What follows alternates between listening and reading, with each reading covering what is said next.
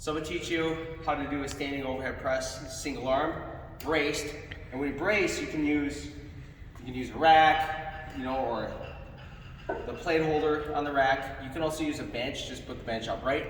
Really a wall, anything that you can brace against. But what we do is whatever hand is pressing, you're gonna brace with the opposite hand. The pressing arm, usually you're gonna do a little bit better with a split stance where you're literally half a step. You're about half of your foot's width, the right foot, whatever arm is pressing. And then from there, you gotta brace your glutes, brace your abs real tight. And usually you're gonna wanna step and swing. So if the weight's heavy, you're gonna need to get a little momentum to drive that weight up. So if it's the right side, I'm gonna step and swing with my right foot, bring it back.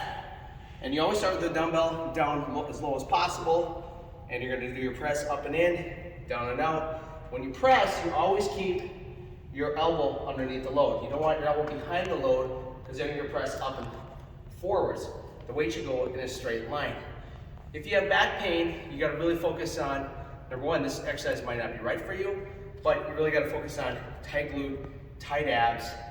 You gotta have full range of motion in the shoulder, so when you bring your arm up, your shoulder only goes this far, you should focus on incline work. If you have that rounded back, you should focus on incline work. But if you don't have any pain, you're good with this exercise, and you should always work through a pain-free range of motion, which means if you need to shorten the range of motion, go through a little less range, that's acceptable as well.